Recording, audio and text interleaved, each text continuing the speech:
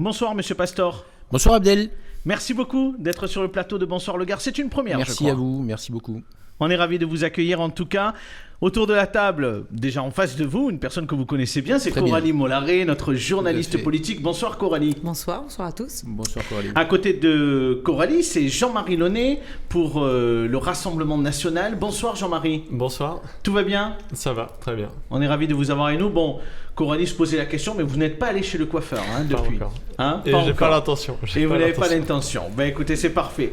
Et puis face à vous, c'est Nicolas Pellegrini, le porte-parole de la France Insoumise. Bonsoir Nicolas. Bonsoir Abdel, bonsoir Coralie, bonsoir tout le monde. Ravi de revenir enfin sur le plateau. Tout va bien ?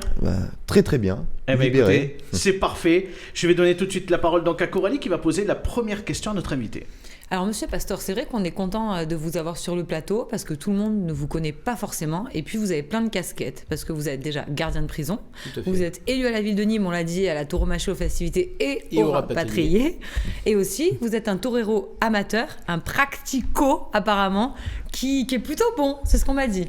Oui, en fait, ça reste une passion de toujours, mais je suis d'abord fonctionnaire de l'administration pénitentiaire et élu à la ville de Nîmes en charge, comme vous l'avez dit, des festivités de la tauromachie et des rapatriés. Alors, on va parler plus particulièrement de la tauromachie avec la feria de Nîmes qui doit se dérouler du 11 au 13 juin. Est-ce que c'était une bonne idée de la maintenir, cette feria ? Alors d'abord, c'est pas la date initiale, puisque la date initiale, comme vous le savez, c'est la période de Pentecôte. L'engagement, vous le savez, l'engagement de Jean-Paul Fournier, maire de Nîmes, c'est une parole qu'il a tenue, de vouloir avoir non pas une feria, mais c'est un week-end taurin qui sera composé de 3 spectacles taurins et de quelques animations dans la ville. On est vraiment dans un modèle très très dégradé. En raison de la crise sanitaire, on l'imagine. Tout à fait. Mais toutefois, alors, les commerces vont rouvrir demain. L'organisation de ce week-end taurin, ça sera 3 semaines après. Oui. Qu'est-ce que vous pouvez dire aux gens qui ont envie de s'amuser, mais quand même qui ont peur parce que l'épidémie, elle est toujours là ? Je crois qu'il faut aborder ce week-end avec une certaine mesure. La pandémie est toujours présente dans l'esprit des gens. Il y a certes la possibilité de se rendre aux arènes pendant ce week-end. Il y aura la possibilité, mais dès cette semaine, de pouvoir se rendre dans les restaurants et sur les terrasses. Mais je crois que tout le monde en appelle à la responsabilité collective, tout simplement. Je crois que tout le monde a envie de sortir davantage, tout en étant assez prévoyant. Sachant que cette prudence, elle va passer aussi par le pass sanitaire, puisqu'il sera, je le crois, obligatoire pour accéder aux arènes, pour les spectacles taurins. Tout à fait. Donc le décret d'application, vous avez vu, il a été phasé. La dernière phase sera mise en place à l'issue du 9 juin. Avec une jauge autorisée, maîtrisée de 5000 personnes. Dans les arènes. Dans les arènes. Cette jauge sera augmentée à partir du 1er juillet, donc selon une évolution, bien évidemment, de la situation sanitaire. Le pass sanitaire s'impose, mais je crois que c'est une bonne réflexion, c'est une responsabilité supplémentaire si je veux aller aux arènes. Il y a un acte de responsabilité aussi de faire un test PCR ou alors tout simplement... Est-ce qu'il n'y a pas un risque du coup finalement que les gens se disent je ne vais pas y aller, je ne vais pas réserver, c'est trop contraignant, juste pour aller voir un spectacle? Il y aura bien évidemment une réflexion de la part des aficionados, des gens. C'est vrai que ce qui risque, c'est cet achat spontané. Je me décide au dernier moment d'aller aux arènes, mais bon, c'est conditionné à des mesures bien strictes. Mais il faut comprendre qu'on est dans une phase de déconfinement. Voilà, et donc peut-être que dans l'avenir, à partir, je l'espère, de la feria des vendanges, on retrouvera une situation tout à fait normale. Sur le pass sanitaire, je crois savoir que M. Pellegrini n'est pas totalement d'accord avec vous. Oui, non, le pass sanitaire, déjà à mon sens, je le pense, c'est une aberration du point de vue des libertés publiques et également des données personnelles. Mais simplement, on pourrait débattre réellement du pass sanitaire, mais je pense qu'il y a déjà un 2 poids 2 mesures de ce point de vue-là. Pourquoi ? Parce que d'une part, on demande aux gens de se vacciner pour pouvoir accéder à des lieux de culture. À mon sens, les lieux de culture doivent être accessibles à tous. Mais en plus, derrière, on a le calendrier de la vaccination qui ne suit pas. Donc en fait, on a un double ascenseur qui ne vont pas dans le même sens et ça pose un problème réel puisque au final, les gens qui même demanderaient à se faire vacciner sont obligés d'avoir un pass sanitaire pour pouvoir accéder à ces lieux de culture. Je pense qu'il y a un souci de ce point de vue. Après, il y a le test PCR. Moi, si vous me permettez, je vais vous répondre sur un point. C'est vrai que je ne sais pas, je ne peux pas en être affirmatif, si le calendrier de vaccination est réellement à la hauteur de ce qui devrait être à la date d'aujourd'hui. en effet, une bonne partie de la population pourrait considérer qu'ils n'auront pas la possibilité d'accéder dans des lieux de culture parce qu'ils n'ont pas eu la possibilité de se faire vacciner. Bien sûr. Et sur cet aspect-là, je crois que le gouvernement a pris, je le dis très franchement, très à la légère, alors bien même que dès le mois de janvier, mois de février, on parlait déjà de pass sanitaire, et que, il faut le dire, il faut l'avouer, le rythme de la vaccination a été très lent dès le départ. Oui, alors, et c'est vrai qu'aujourd'hui, ce qui est choquant, et je vais compléter ce que vous dites, ce qui est choquant, c'est que les débats parlementaires aient eu lieu la semaine dernière. Et encore bien même, parce que c'est au Sénat aujourd'hui. Exactement, il y a l'examen au Sénat. Et puis, il y a quelque chose qui est fondamental, c'est l'examen aussi sur le plan constitutionnel, et ça rejoint ce que vous dites. Et donc, on arrive malgré tout à une phase où les Françaises et les Français attendent cette phase de déconfinement, qui est fixée, j'ai envie de dire, au 9 juin, puisqu'à partir du 9 juin... Mais il pourra rentrer en vigueur, ce pass sanitaire, du coup la réflexion qu'il faut avoir, c'est est-ce que le gouvernement va souhaiter aussi uniformiser sa pratique et son application au regard de l'Europe ? Comment vont évoluer les compagnies aériennes ? Oui. C'est un exemple, mais on connaît l'industrie aérienne, elle a certainement son mot à dire là-dessus pour que les échanges entre pays s'accélèrent au plus rapidement. Donc, il y a un vrai retard. D'accord. Alors, pour revenir à la question d'Abdel et puis embrayer sur les spectacles taurins qui seront programmés dans les arènes, on l'a vu, il y a certains aficionados qui estiment qu'il n'y a pas de grosse tête d'affiche, on n'a pas El Rouli ou Enrique Ponce. Qu'est-ce que vous en pensez ? Est-ce que M. Casas nous a livré une feria au rabais ou pas du tout ? Je sais à quoi vous faites allusion. À la petite vidéo Voilà, virale. la petite vidéo qui est très drôle. Il faut prendre les choses avec beaucoup d'humour. Qui reprend M. Poujol qui était sur notre plateau. Oui, j'ai vu, c'est très drôle. Et qui parlait du cartel étoile. Exactement. Il y a l'économie, si vous voulez, d'une situation avec une complexité supplémentaire qui est le pass sanitaire. C'est-à-dire que si on fait une comparaison avec les spectacles qui ont été proposés à la Feria des Vendanges, il y avait une jauge de 5000 personnes, mais il n'y avait pas ce côté restrictif du pass sanitaire.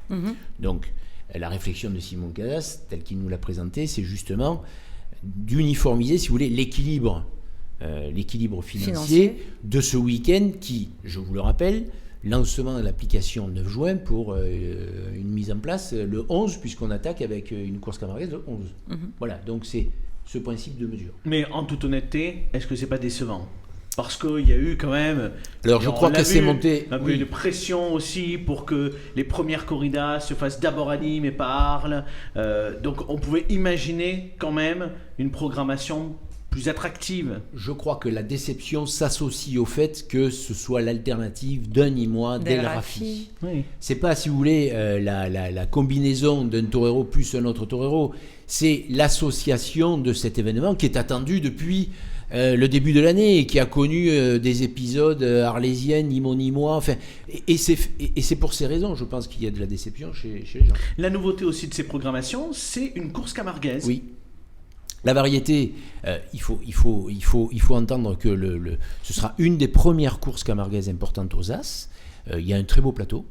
Il y a des taureaux variés avec plusieurs manades parce qu'il faut que le monde de la bovine et les manades soient présentes aussi parce qu'ils ont eux aussi besoin de relancer la machine.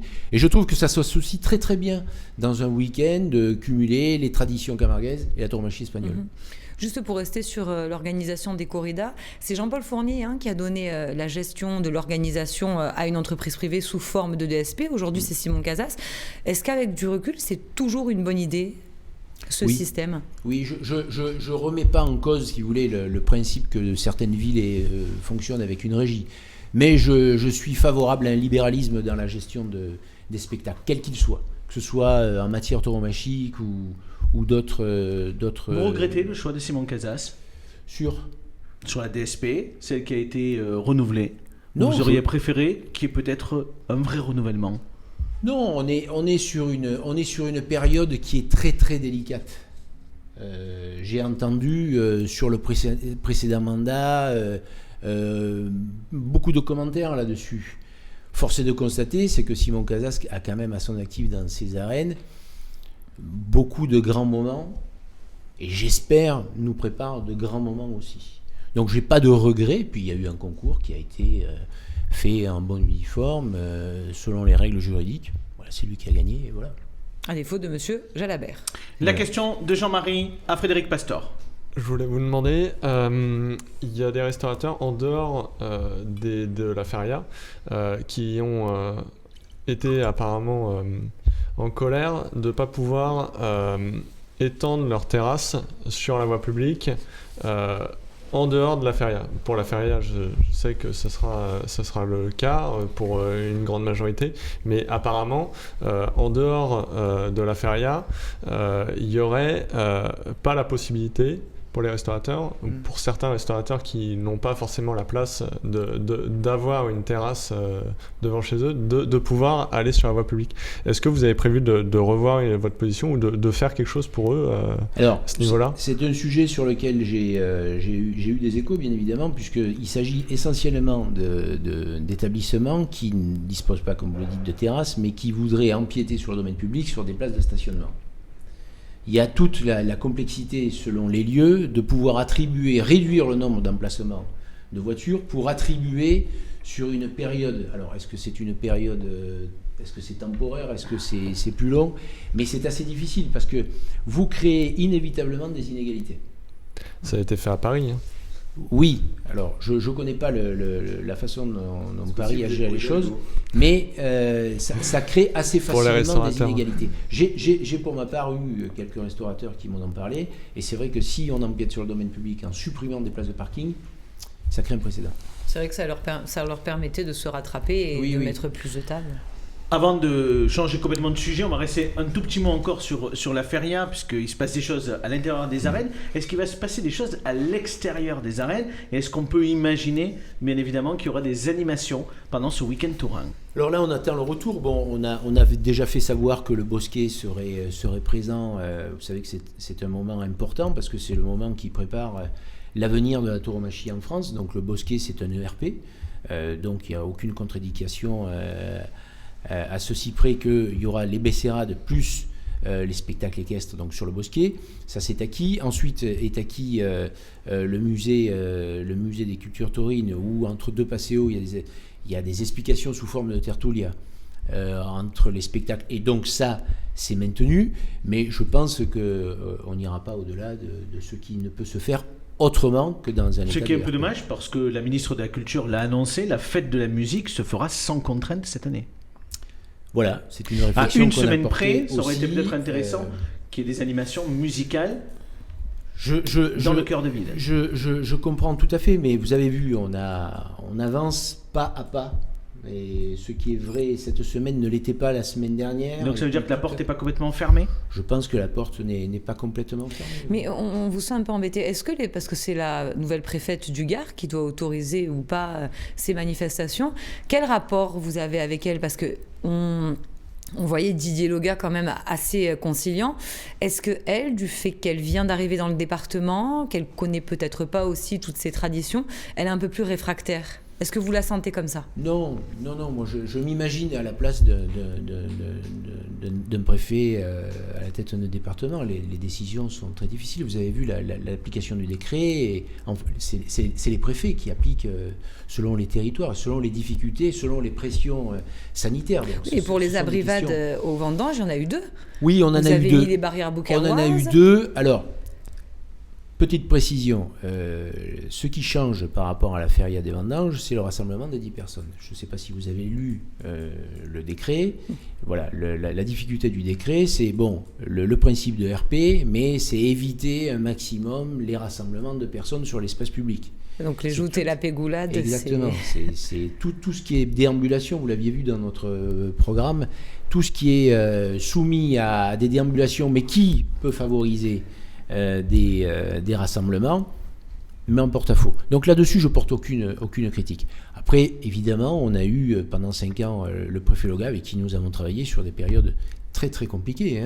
La période des attentats, souvenez-vous, 2015, les attentats, l'attentat de Nice particulièrement, où nous étions en plein festival de Nîmes. Il a fallu prendre des décisions très rapides. On va en parler dans quelques instants des festivités de cet été, mais je vais donner la parole à Nicolas. Il avait une question à vous poser, en particulier sur l'accès à la culture pour les précaires, pour les plus précaires. Oui, tout à fait. Alors je m'adresse à une de vos casquettes, donc celui de l'adjoint en festivités. on sait que la feria va être bientôt organisée, on l'a évoqué à l'instant. Mais je parlais avec deux Nîmois, il y a quelques jours, des anciens Nîmois, qui ont connu ce qu'ils appelaient de leurs mots les férias d'avant. Les férias d'avant qui étaient plus populaires, qui étaient plus... qui donnaient une vision... Parce que je pense sincèrement que la vision de la culture et de l'accès à la culture, ça donne à voir, c'est symptomatique de la vision qu'on a peut-être d'une forme de classe sociale. C'est-à-dire qu'aujourd'hui, la feria est peut-être un petit peu plus élitiste, j'ai envie de dire. Il y a une certaine vision de l'accès à la culture qui est peut-être en manque de démocratie, de démocratisation en tout cas. Écoutez, la France Insoumise a fait un livret qui propose 58 mesures, très complètes. Je suis prêt à vous céder ce livret pour que vous vous en inspiriez, parce que je pense sincèrement que Nîmes et sa feria populaire gagneraient aussi à être aussi un petit peu insoumise. On va pas aller jusque-là. Je vais vous répondre sur... je vais vous répondre sur... tout à l'heure sur le pass sanitaire. Oui, tout à fait. Alors, je vais vous répondre, puisque c'est vrai que, bon, on peut reprendre, il y a un haut lieu de la feria, justement, qui reprend certaines... J'imagine que vous êtes assez souvent... Mais bon, je ne vais pas citer ce nom. Je vais vous répondre sur 2 points. Je ne vais pas vous parler en règle générale sur la culture. J'imagine que ma collègue Sophie Roule, qui se débrouille très bien dans ces délégations, aura largement la possibilité de vous en parler. Deux observations. La feria a eu un moment, dans les années 80, un côté très élitiste. Et le côté populaire a été relégué au deuxième rang. Ça, c'est vrai. C'est tout à fait vrai. En revanche, ça reste, malgré tout, quelque chose de très populaire. Et je pense que tout le monde s'amuse, toutes les classes sociales s'amusent pendant la feria. Peut-être un manque de bodega aussi. Il y a beaucoup de choses qui ont évolué, je veux dire. Quand vous parliez de feria d'avant, d'abord le nombre de personnes qui venaient à l'époque sur la feria était beaucoup moins conséquent que ce qu'il est aujourd'hui. Ensuite, la façon de s'amuser a totalement changé. Vous savez, dans les années 50-60, une simple peña mettait en émoi des groupes avec simplement un verre de pastis. Aujourd'hui, les jeunes, ils attendent autre chose. Ce que par contre, je peux les jeunes s'amusent peu à Nîmes quand même. Alors, là, par contre, vous êtes, excusez-moi, vous êtes un peu excessif. Parce que je vais vous dire un truc. Sur Nîmes, vous avez la feria, vous avez les concerts, vous avez 70 jours d'animation, ne serait-ce que dans la ville. C'est très conséquent. Dépensez éventuellement des concerts gratuits, je ne sais pas. Vous tombez très bien. Vous savez que pendant 5 ans, la ville a fait la chanson de l'année. Ce sont des concerts gratuits avec une contenance de 11 500 personnes. Et pour vous raconter une petite anecdote, notre priorité, justement, c'était de donner des places dans les quartiers populaires. C'est une très bonne chose. Voilà. Donc vous voyez, on ne vous a pas attendu pour pouvoir aller justement dans les classes populaires, dans les quartiers. Alors je vais y jeter un coup d'œil. Je pense que ce sera vite lu. La chanson de l'année, Monsieur Pastor, la chanson de l'année qui reviendra probablement l'année prochaine. Oui. On a eu l'occasion d'en parler dimanche. Je voudrais quand même prolonger l'interrogation de Nicolas parce qu'elle est quand même intéressante et le symptôme qu'il exprime, il est quand même là. Avant, moi je me rappelle, plus jeune, la feria c'était aussi dans les quartiers. Et ça n'existe plus depuis des années. Pourquoi ? Alors la raison, elle est très simple. La réduction de l'espace festif est simplement conditionnée à une problématique de sécurité. C'est-à-dire qu'aujourd'hui, l'État est beaucoup plus frileux de ce qu'on a pu connaître dans les années passées. Rappelez-vous, les années passées... Il y avait des au chemin Madavignon, exactement, Saint-Césaire, le chemin Madavignon. Les gens, souvenez-vous, partaient de Nîmes pour aller à Quessargues ou aller à Garon. Il y avait des échanges, sauf que si vous voulez, la sécurité n'est plus la même. Et puis, les années 2015-2016 sont passées par là, et automatiquement, on a été obligé de resserrer tout simplement l'espace festif. Dommage. Ce qui va être resserré... Ce qui est dommage, mais ce qui va être resserré aussi, Monsieur Pastor, c'est le Festival de Nîmes cette année, puisqu'il y a très très peu de dates. Mais présent. On est à 6 ou 7 dates à peine pour le mois de juillet. On n'est pas arrivé à faire mieux. Mais là, Abdel, on n'est pas arrivé à faire mieux, mais on va faire ce que les autres ne vont pas faire. Ne l'oublions pas. On tient jusqu'à aujourd'hui à maintenir un maximum les dates. Vous avez vu encore, il y a une date ce matin qui a été annoncée pour un report de 2022. Bon, les stars internationales ne seront pas là. À l'international, c'est un séisme.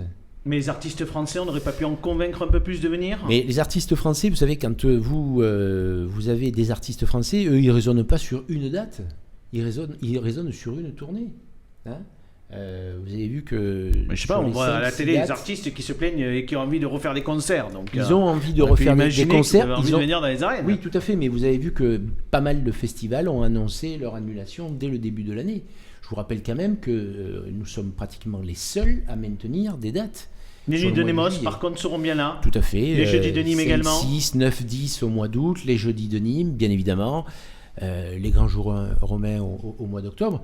On a fait un effort conséquent pour essayer de maintenir un maximum la programmation. Du coup, pour l'association Nemos. Oui, d'ailleurs, si vous regardez bien la presse aujourd'hui, il y a un appel justement sur une demande de bénévoles. Et là, les jeunes des quartiers populaires peuvent y aller. Mais justement, je voulais vous poser une question pour ça, très rapide. Très rapide, et on donnera la parole à Jean-Marie pour sa deuxième question. L'association Nemos donc, a fait un appel au bénévolat, plus de 200 bénévoles pour pouvoir organiser ces festivités-là.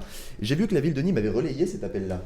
Oui. Alors jusque-là, pourquoi pas? Le souci, c'est que suite au contexte de l'occupation de nombreux lieux de culture partout en France, notamment à Paloma, suite à cette crise sanitaire qui a durement impacté les professions et les intermittents du spectacle, est-ce que c'est pas peut-être un petit peu maladroit de la part de la mairie de Nîmes d'avoir relayé cet appel au bénévolat après une année blanche des professions du spectacle qui au contraire ont plutôt besoin de travailler et non pas de bénévoler?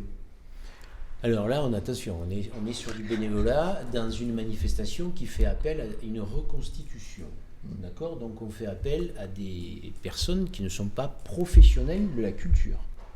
Ça, c'est un premier point. Sur l'appel que j'ai vu de Nemos, pardonnez-moi de vous le dire, il y avait pour tous les professionnels de la technique, la lumière, le son, etc. Oui. C'est des métiers. Mais justement pour essayer que ces personnes-là puissent disposer d'un temps horaire, puisque je crois que le délai va être reporté au 31 décembre, j'en suis pas sûr, mais tout au moins il court jusqu'au 31 août pour le cumul des heures sur les intermittents de spectacle.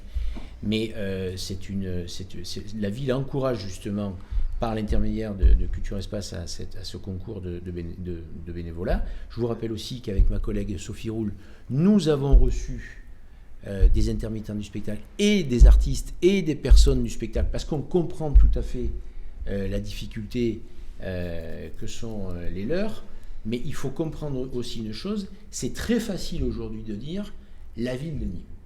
La ville de Nîmes, la ville de Nîmes. La ville de Nîmes, vous savez, elle a porté son choix dans un premier temps, dès le premier jour de sa crise, à accélérer 1. Le dépistage du Covid, 2. La vaccination. Vous savez combien ça coûte, ça, monsieur ? Ça coûte extrêmement cher. Voilà.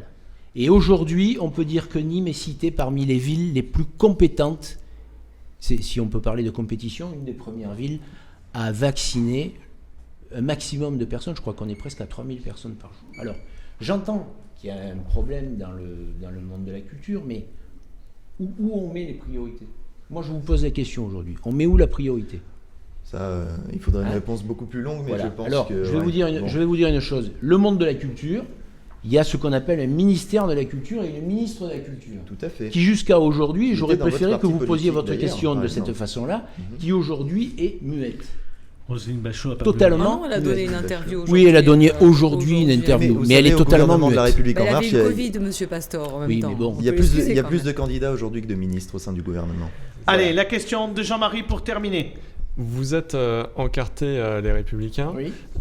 Aujourd'hui, partout en France, on voit dans le Nord, on voit en PACA, les listes sont communes avec La République En Marche.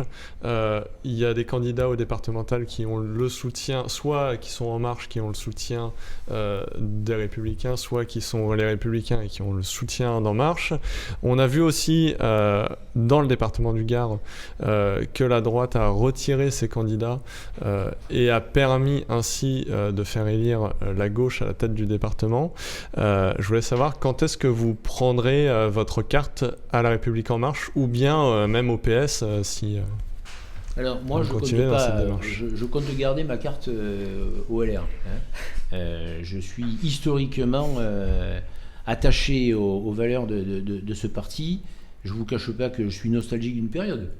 Oui, je suis nostalgique d'une période du RPR qui pour moi a été la grande période de la droite en France. Qui défendait ce qu'on défend aujourd'hui au Oui. Rassemblement national. Oui, ça vous arrange de copier, si vous voulez. Souvent avec les faits, hein, voilà, oui, quand même, non. hein. Écoutez, moi je ne vais Ça pas arrange. rentrer dans les. Je parle sur les grands thèmes Je vais qui pas rentrer dans préoccupent aujourd'hui. je vais pas rentrer dans les détails de ce qui se fait dans certaines régions et dans certaines.